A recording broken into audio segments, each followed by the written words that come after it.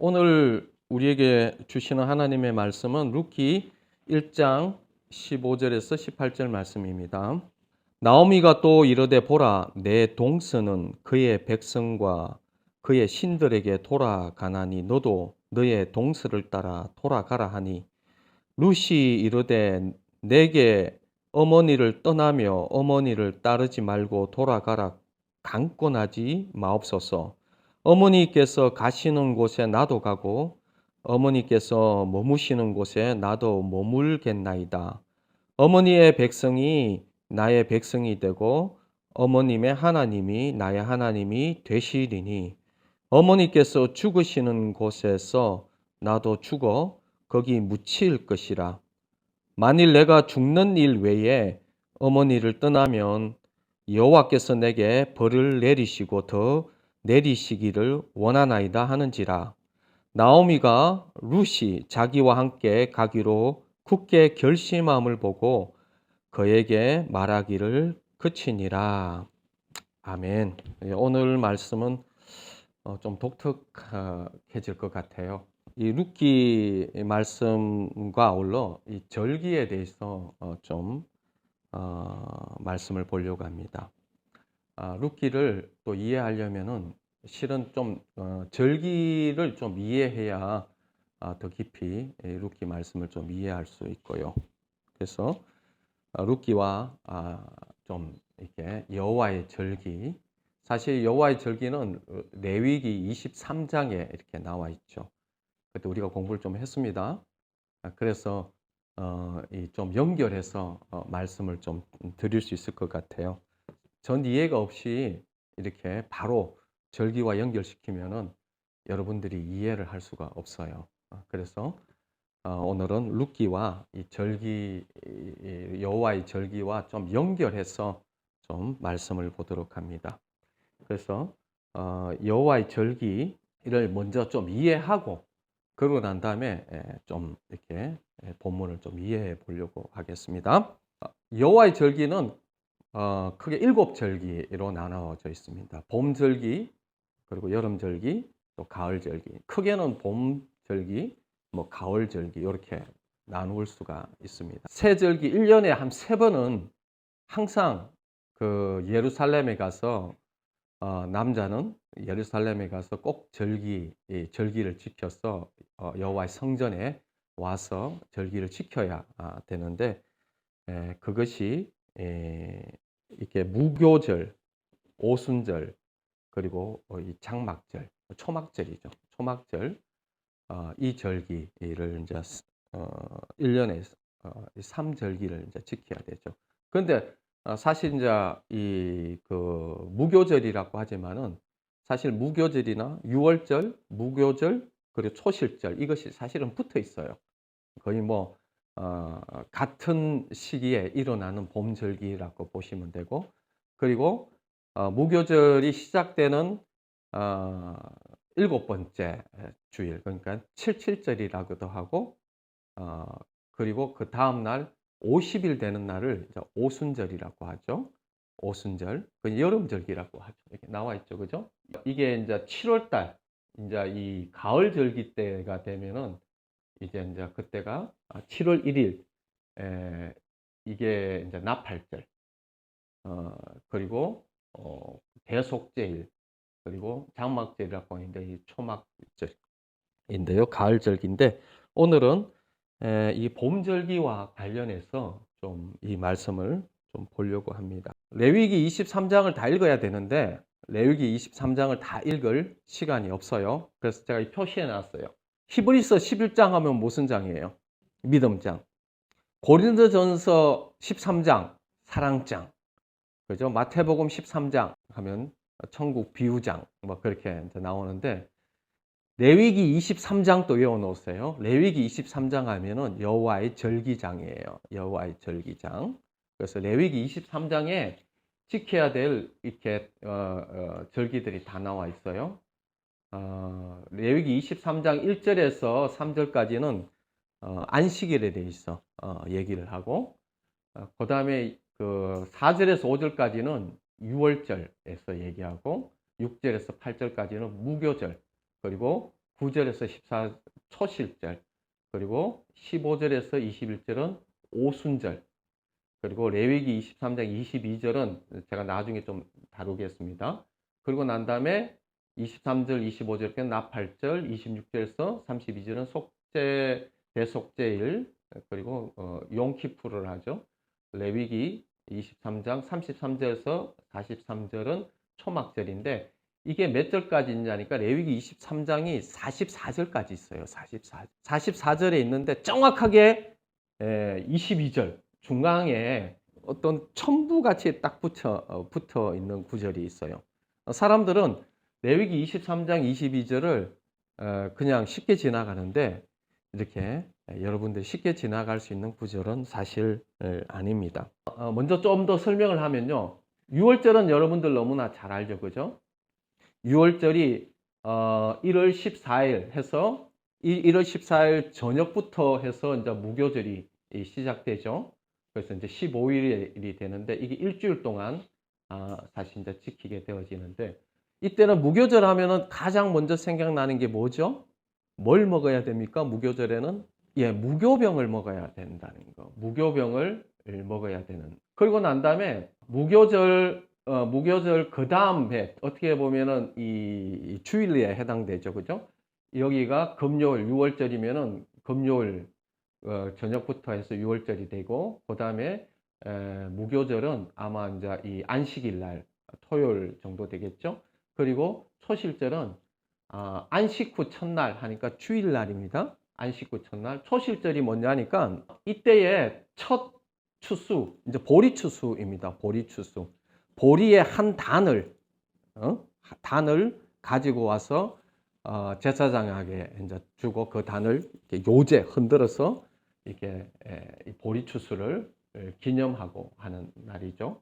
그 초실절. 그리고 난 다음에 이 무교절에서 50일 날에서 오순절. 오순절은 밀추수입니다. 그래서 보리추수와 밀추수 약 50일 정도 걸리죠. 사실 6월절이나 이 초실절까지는 이렇게 붙어 있다고 보시면 돼요. 거의 붙어 있고. 6월절은 뭡니까? 예수님께서 6월절 어린 양으로 죽으시잖아요. 십자가에서 죽으시고, 무교절에 장사 지낸 바 되었다가 초실절에 부활하시죠. 그죠? 그래서 그 고린도전서 15장의 부활장에 보면은 여기가 주님의 부활의 첫 열매가 예수님이 되시는 거죠. 그죠? 부활의 첫 열매로 초실절, 그거를 의미하죠. 그래서 철저하게 이 여호와의 절기는, 이 봄절기는 예수 그리스도의 초림을 철저하게 얘기하고 있어요.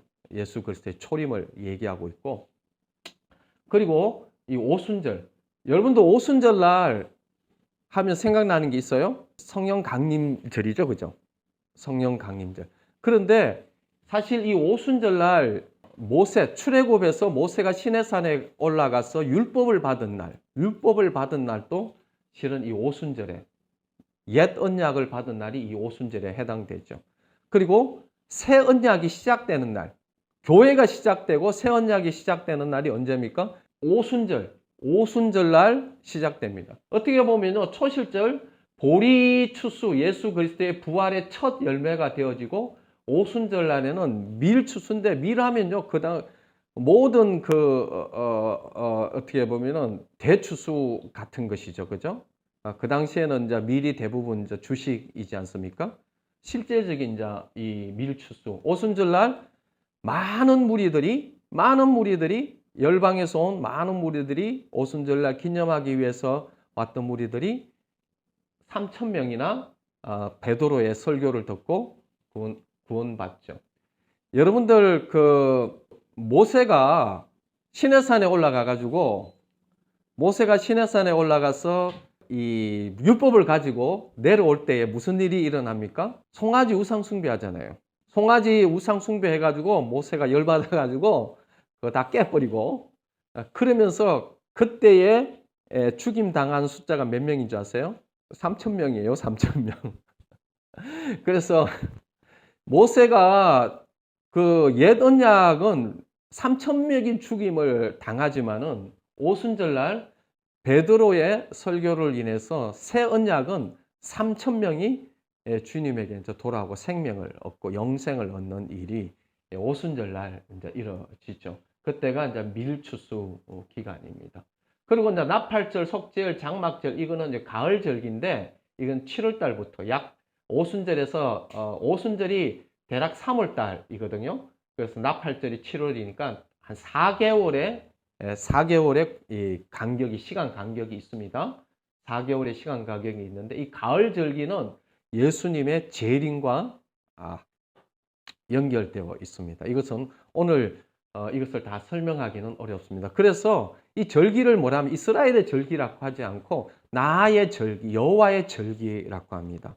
그래서 이 절기를 좀 이렇게 여러분들이 이해하고 있어야 되고 레위기 23장을 좀 깊이 읽어보시면은 절기에 대해서 잘 나와 있습니다. 이렇게 나중에 이 가을 절기에 대해서 주님의 이 재림에 대해서 좀 나중에 시간 있으면은 좀 나눌 시간이 아마 주님이 주시면 나누겠습니다. 오늘은 이 예수님의 이 초림과 이 오순절과 관련해서 레위기와 좀 연결해서 룻기와 연결해서 좀 보도록 하겠는데요. 먼저 레위기 23장 22절에 어떻게 보면 44절까지 있는데 정확하게 중간에 딱 끼어 들어가 있습니다.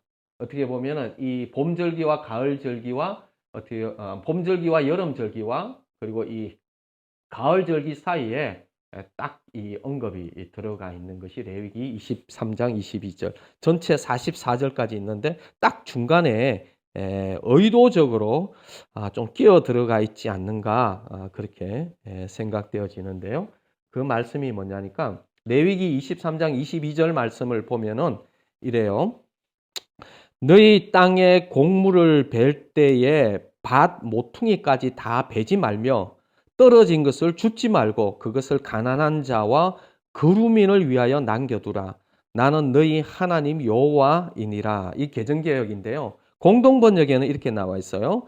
너희가 사는 곳에서 추수할 때 곡식을 모조리 거두지 말고 거두고 남은 이삭도 줍지 말며 가난한 자와 외국인들이 줍도록 남겨놓아야 한다. 나 야훼가 너의 하나님이다. 여기서 이 보리추수와 밀추수 이 기간 이후에 이 밀추수 이후에 이거를 남겨놓으라고 했는데 의도적으로 뭘 남겨놓으라고 하느냐니까 가난한 자와 외국인들을 위해서 추수를 다 거두지 말고 내버려 두고 그래서 가난한 자라든지 외국인들이 추수할 수 있도록 그렇게 내버려 두라는 거죠. 그러면서 나팔절까지 이제 4개월의 시간이 걸립니다. 레위기 23장 22절이 오늘날 우리에게도 굉장히 중요한 의미가 실은 있습니다. 사실 그 오순절날 교회가 생기면서 구체적으로 하나님의 성령이 임하고 사실 이때부터 주님의 중심 사역이 어떤 사역이냐 이방인의 사역이에요. 이방인의 사역. 오직 성령이 너희에게 임하시면 예루살렘과 온 유대와 사마리아와 땅끝까지 이르러 내 정인이 되리라고 하셨는데 사실 유대인들은 마음을 닫아버리고 사실 유대인들의 그 마음이 닫혀진 그 은혜가 어디로 흘러가느냐니까 이방인들에게 이렇게 흘러갑니다. 그래서 땅끝까지 이 이방인의 사역이 이제 열려지죠. 사실 이 사실을 바울은 비밀이라고 합니다. 비밀. 왜냐하니까 주님의 이 초림과 주님의 재림이 이렇게 붙어 있는 줄 알았는데 그 중간에 뭐가 있느냐니까 이 중간에 초림과 재림에 엄청난 이 기간이 있어요. 어떻게 보면 여기서는 뭐 4개월밖에는 안 되지만은 사실 오늘날에는 지금 2023년도니까 굉장히 2000년의 시간이 지금 지나가고 있습니다. 주님이 오신 지 2000년의 시간이 지나가는데 그 2000년의 시간을 사실 성령이 누구에게 임하셨느냐 하니까요. 성령이 주로 이방인들에게 성령이 임하게 되어지죠. 이방인들에게 성령이 임하고 그래서 구원의 때라고 하고 은혜의 때라고 하죠. 그래서 사도 바울은 그것이 너무 마음이 힘들어서 로마서의 9장 그 이후로 이렇게 보면요. 정말 내가 이방인들의 사도가 되어져서 이방인들의 복음을 전하지만은 정말 우리 동족에 대해서 너무 안타까워서 시기나게라도 해서 이방인들이 은혜를 받고 성령을 받고 이 부흥의 역사가 열려지는 이 일을 통해서 시기나게 해서라도 유대인들이 좀 돌아오면 좋겠다라는 그런 생각을, 그런 말들을 하죠. 그죠? 오순절날 교회가 생기고부터 수많은 이방인들이 주님에게 돌아오는 시간. 유대인들은 이상하게 눈이 가려져 있고 이방인들이 주님 앞에 돌아오는, 지금 2023년까지 그 시간을 저희들은 맞고 있습니다. 그렇다고 해서 유대인들이 버림을 당하느냐? 유대인들 버림 당하지 않습니다. 콜 이스라엘 이바샤, 모든 이스라엘이 주님 앞에 돌아온다. 성령이 지금은 하나님께서 이방인의 충만한 수가 돌아오는 구원의 은혜고 은혜의 때지만은 또 마지막 이 나팔절 이 기간쯤에 모든 이스라엘 백성들이 다 이제는 성령이 누구에게 부어지느냐니까, 지금까지 이방인들에게 부어졌다면은 이제는 이스라엘 백성들에게 부어져서 이스라엘 백성들이 돌아오게 되어지는 것들이 예언서에 이렇게 다 나와 있습니다, 성경에. 그래서 1948년도에 1970년도 AD 70년도에 성전이 파괴되어지고 완전히 그 나라가 없어지고 사라졌다가 1948년도에 유엔의 공식 인정함으로 인해서 이스라엘이라는 나라가 세워집니다. 거의 1948년도니까 거의 이런 것은 역사 이래 없습니다. 역사 이래 없는데 1948년도에 나라가 세워지고, 그러면서 아리아 운동과 같이 수많은 이스라엘 백성들이 지금 이스라엘로 이제 들어가고 있는 어떤 그런 이제 실정이죠. 하드웨어가 갖춰지고 있습니다. 하드웨어가 갖춰질 때, 그럴 때 어떻게 주님이 오시기 전에 아마 유대인들에게 다시금 성령의 부으심이 아마 일어날 것이라고 성경은 그렇게 말씀하고 있습니다. 그런데 요 기간 동안 이 이방인의 때인 것들을 23장 22절에 이렇게 언급하고 있습니다. 참고하시고요. 사실 룻기 2장 23절 말씀을 보면요. 한번 제가 읽어보겠습니다. 이에 룻이 보아스의 소녀들에게 가까이 있어 보리추수와 밀추수를 마치기까지 이삭을 주우며 그의 시어머니와 함께 거주하니라. 룻이 여러분들 엘리멜렉이 그 모압에 가가지고 모압에서 그냥 그 두 아들도 같이 다 죽어버리고 세 가부만 남잖아요. 그 나오미 이 시어머니와 며느리 오르바와 룻이 이렇게 세 가부만 이렇게 남아서 모압에서 다 죽고 이 세 가부만 남았다가 다시 이스라엘로 이제 돌아오죠. 돌아와서 룻이 활동한 시기가 언제냐니까 보리추수와 밀추수를 마치기까지 이삭을 줍는다. 이게 뭐냐니까요. 어느 때 룻이 이 활동하고 있느냐니까 보리추수가 무슨 절기와 관련이 있다고 했죠? 네, 보리추수가 초실절. 초실절과 관련이 있고 밀추수는 뭐와 관련이 있다고 했습니까? 오순절하고 관련이 있다고 했죠. 그죠? 지금 룻이 이 보리추수와 이 밀추수 이 기간에 주어져 이거 활동을 하고 있습니다. 사실 룻이 여러분들요, 룻기 마지막 그 4장에 보면요, 룻기 4장 21절에 보면은 룻기 마지막에는 그 족보에 대해서 나와 있어요. 족보에 대해서 나와 있는데 한번 21절에 제가 읽어보면 살몬은 보아스를 낳았고 보아스는 오벳을 낳았고 이렇게 나와 있죠. 오벳은 이새를 낳았고 이새는 다윗 왕을 낳았더라. 근데 21절에 이 보아스의 아버지가 누굽니까? 보아스의 아버지가 살몬이에요. 살몬은 보아스를 낳았고 보아스는 오벳을 낳았고 오벳은 이새를 낳았고 이새는 다윗을 낳았잖아요. 그런데 이 살몬의 부인이 누구고 보아스의 엄마가 누구냐는 거예요. 그것이 마태복음 1장 5절에 보면은 제가 읽어볼게요. 살몬은 라합에게서 보아스를 낳고 보아스는 룻에게 오벳을 낳고 오벳은 이새를 낳고 이새는 다윗을 낳았다. 그죠?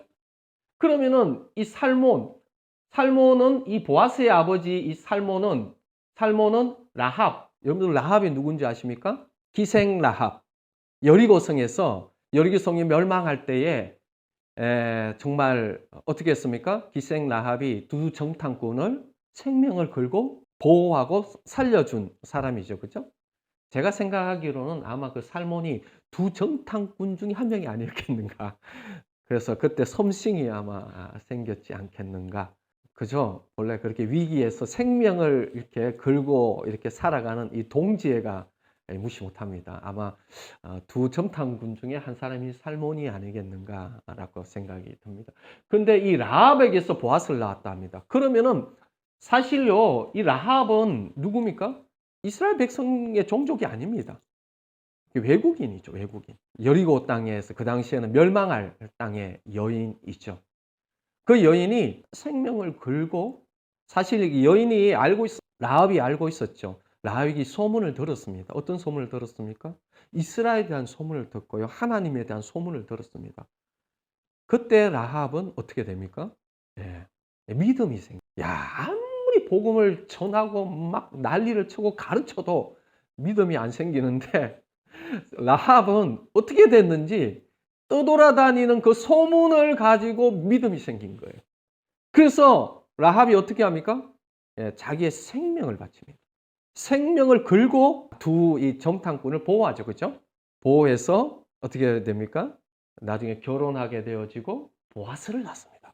그 보아스의 엄마가 라합이라고 할 때에 자 보세요. 유대인과 이방인. 유대인과 이방인에서부터 뭐가 나옵니까? 보아스가 나온 거예요. 그리고 보아스는 또다시 이 룻은 누굽니까? 예, 모압 여인이에요. 이방 여인이에요.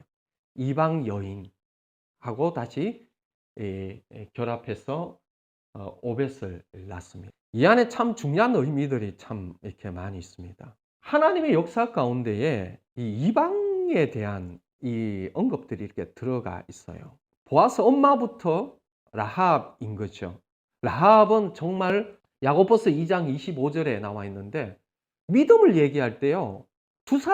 야고보가 두 사람을 언급하는데 한 사람은 아브라함을 언급하고 두 번째는 기생 라합을 언급해요. 이야, 믿음의 영웅들이 얼마나 많습니까?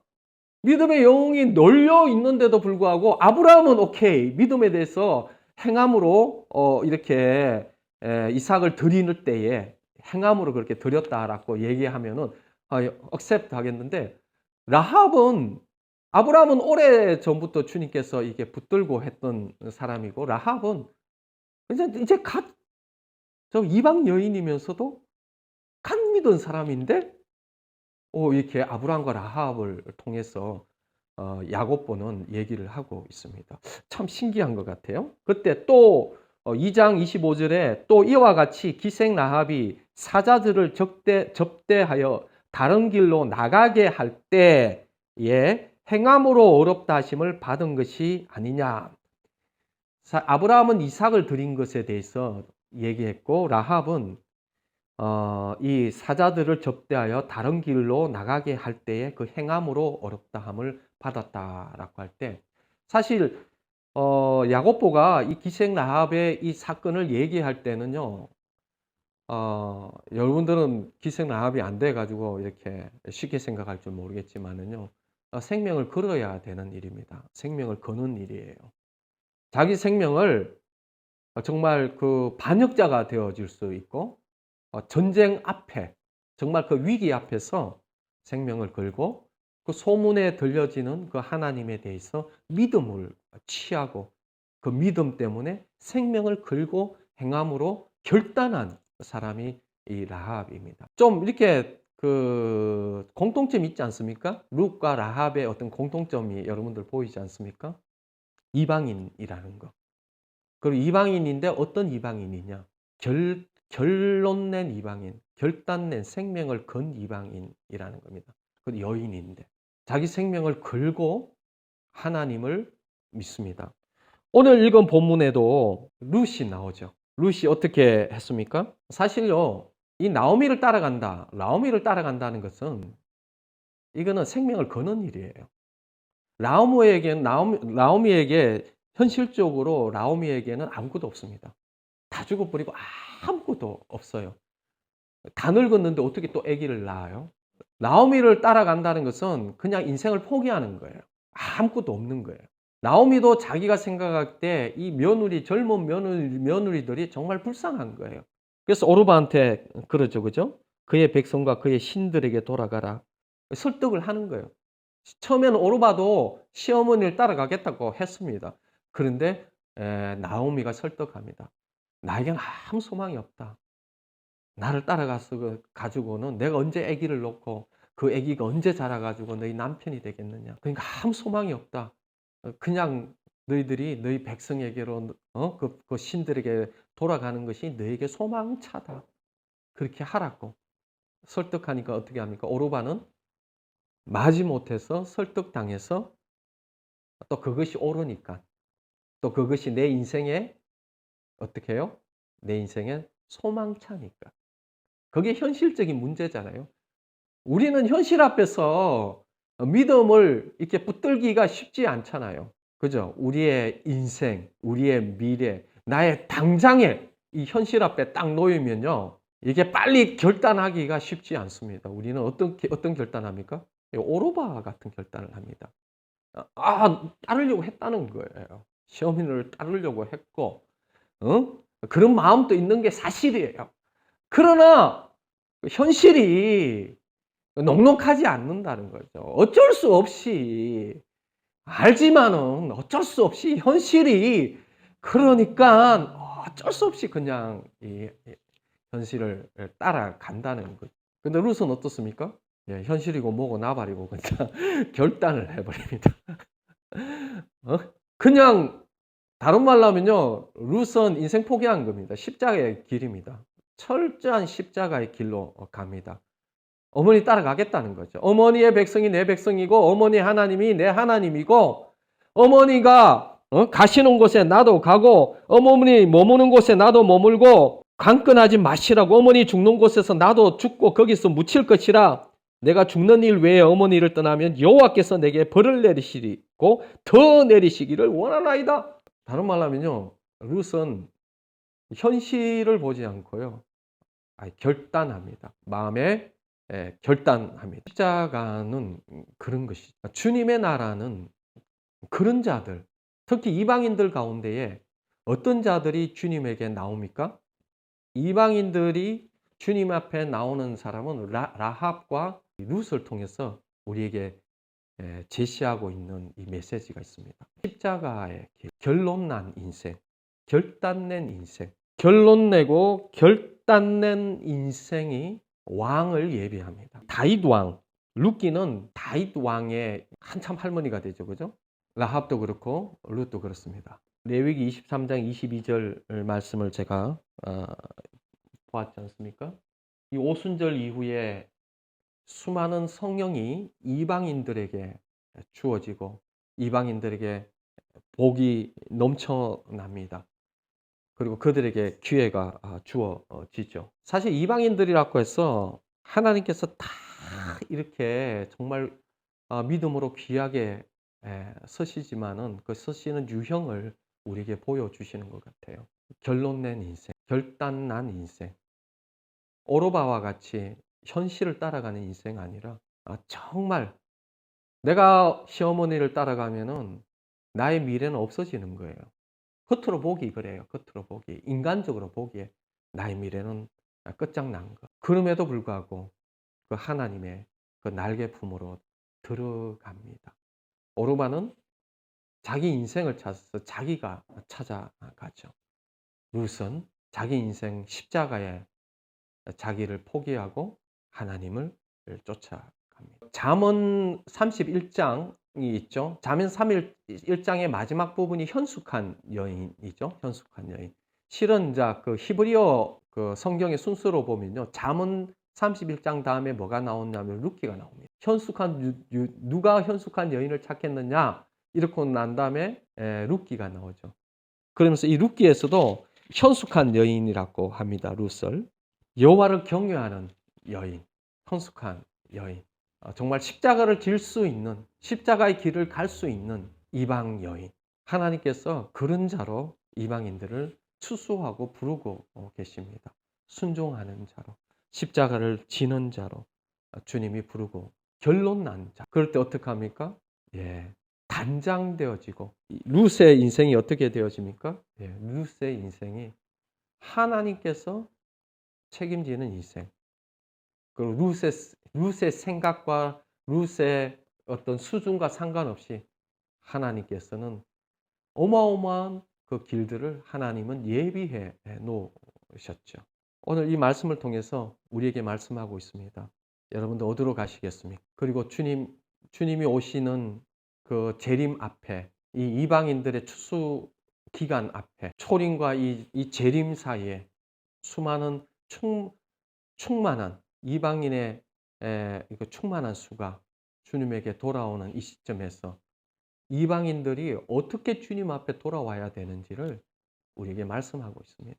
오르바와 같이 자기 욕심을 따라 살아가든지 한때는 나도 따라갈 마음은 진심이었다 이렇게 얘기하지만은 적당히 오르바의 마음도 진심이었겠죠. 그죠? 그러나 결론적으로는 타협된 인생 같이 그렇게 살아가는 인생이 그도 택함을 받았습니다. 오르바도 이스라엘의 며느리가 되어졌죠. 그러나 그 이스라엘의 그 며느리됨이 끝까지 지켜지지 못하고 끊쳐져 버립니다. 그러나 룻은 어떻게 해요? 이스라엘의 며느리가 되어지고 생명을 걸고 자기의 십자가의 길로 자기 인생 그 모든 것을 내려놓고 하나님의 그 날개품으로 들어가고 결단하고 결론 낸 인생, 완전하게 결론 난 인생으로 룻은 살아가죠. 여러분 결론 내십시오. 이방인들 우리가 무슨 소망이 있습니까? 하나님께서 우리를 받으시는 것, 우리에게 기회 주시는 것만으로도 얼마나 감사한지 모릅니다. 이 배가 불러가지고 주님이 주시는 기회를 기회인 줄 모르고 적당히 타협하는 오르바와 같이 주님에게 끊쳐지는 그런 어마어마한 실수를 하지 않기를 정말 예수 그리스도의 이름으로 축원드립니다. 정말 롯과 같이 여러분 죽으십시오. 여러분 인생 포기하세요. 주님을 위해서. 주님을 위해서 여러분 인생 전부를 드리십시오. 뭐 방황할 게 뭐 있습니까? 결론을 내버리십시오. 라합도 결론 내어서 어떻게 되어집니까? 라합이 결론 내어서 보아스를 낳지 않습니까? 룻도 결론을 내니까 보아스와 연결해서 오벳을 낳고 다윗의 조상이 되어지는 것입니다. 우리도 동일합니다. 우리도 주님 앞에서 결론 내고 그럴 때 하나님께서 하나님의 수준의 일을 열어가실 줄 믿습니다. 내가 죽고 예수가 사는 이 삶으로 결론 내는 인생 되기를 예수 그리스도로 축원드립니다. 한번 기도하겠습니다. 아버지 하나님 감사합니다. 룻도 그랬고 라합도 그랬고 주님에게 돌아오는 이방 계집들, 이방 여인들 지금 하나같이 주님의 예수 그리스도의 조상이 되었는데 그들의 인생은 정말 생명을 걸고 결론 난 인생으로 주님 앞에 아름답게 드렸던 이방 여인들의 이 모습들을 보게 되어집니다. 지금 오늘날에도 동일하게 주님 이 초림에서 재림으로 넘어간 이 중간 시점에서 이삭을 줍는 이 룻과 같이 정말 결론 내고 그 결론 난 인생 가운데에서 하나님 정말 주님이 일하시는 것들을 보고 주님이 열어가시는 것들을 볼 수 있는 은혜를 우리에게 더하여 주시옵소서. 주님 오시기를 왕을 예비하는, 왕을 준비하는, 왕의 길을 예비하고 준비하고 우리를 단장하는 우리의 삶 되게 하여 주십시오. 여전히 세상에 기웃거리고 여전히 애굽으로 돌아가자고 소리치며 여전히 세상의 것에 침 흘리고 바라보는 인생 아니라 주님, 룻과 같이 어머니가 가시는 곳에 나도 가고 어머니 머무르시는 곳에 나도 머물고 어머니의 백성이 나의 백성 되고 어머니의 하나님이 나의 하나님 되고 어머니께서 죽으시는 곳에 나도 죽어 거기 묻힐 것이라. 만일 내가 죽는 일 외에 어머니를 떠나면 여호와께서 내게 벌을 내리시고 더 내리시기를 원하나이다 하는 결론난 인생으로 살아가게 하여 주십시오. 감사합니다. 주님을 찬양합니다. 예수님 이름으로 기도드립니다. 아멘.